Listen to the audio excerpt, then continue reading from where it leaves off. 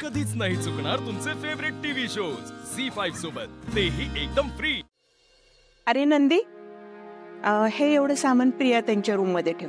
मला जरा दुसरी काम आहेत रे.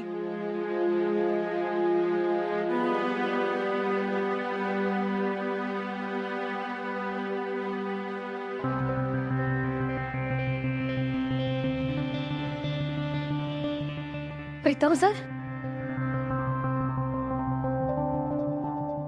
प्रीतम सर, अहो किमान बघा तरी माझ्याकडे.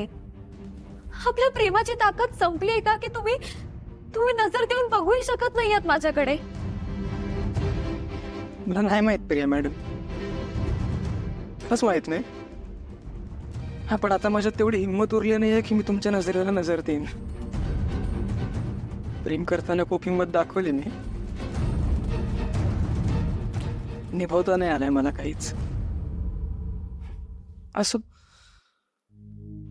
तसे सगळेच मला बेजबाबदार समजत आल्यात. कोणाची अपेक्षाच नव्हती माझ्याकडून. नेहमी जबाबदारांपासून पळ काढत आलो आणि आताही तेच. प्रिया मॅडम, ज्या माणसाने कधी स्वतःची जबाबदारी नाही घेतली तर तुमची काय घेणार आहे? हा, असं काहीच नाहीये प्रीतम सर. तुम्ही प्लीज असं बोलू नका ना. हे बघा, ह्या सगळ्यासाठी तुम्ही जबाबदार नाही आहात. आणि या एका गोष्टीवरून तुम्ही स्वतःला जज का करताय? ही परिस्थितीच अशी होती की तुम्ही काहीच करू शकला नाही. आणि आपण सगळ्यांनी केले ना प्रयत्न, अजूनही करतोय. हे बघा, अजूनही वेळ गेलेली नाहीये. तुम्ही आशा सोडू नका आणि निराश तर अजिबात होऊ नका. मी काय म्हणते, आपण ना आबांना जाऊन सगळं सांगून टाकूया की आपलं एकमेकांवर प्रेम आहे आणि जे काय होईल ते बघू आपण. चला मॅडम, त्याचा काही उपयोग होणार नाही यात. ज्याच्याकडे मी तुमचा हात मागायला आलेलो त्यांना मी वचन देऊन बसलो की तुमचा साखरपुडा निर्विघ्नपणे पार पाडेन म्हणून. आता आपल्या नशिबात जे लिहिलंय ना तेच होणार आणि तसंच होणार.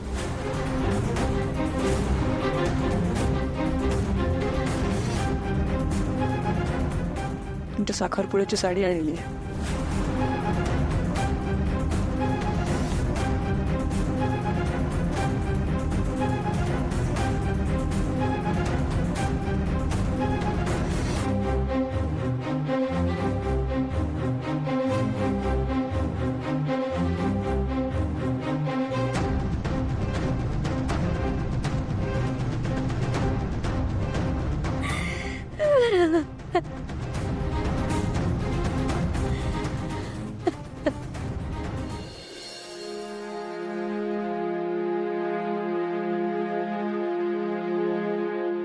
पार्वती, आटप, पाहुणे येतील कधी?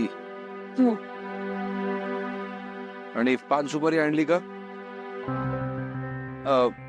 आता आणतो. त्या फोटोग्राफरला पण यायला सांगितलं होतं, तोही आला नाही अजून. मी बघून येतो. आणि अगं, झेंडूच्या फुलांच्या माळा का केल्या?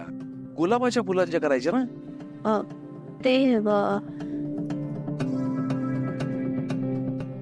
बरं पार्वती, पाहुणे आले की त्यांची सगळी व्यवस्था बघण्याची जबाबदारी तुझी. मी बघतो आतमध्ये काय चालू आहे. झी5 ॲप डाउनलोड करा आणि पहा सर्व एपिसोड्स एकदम फ्री.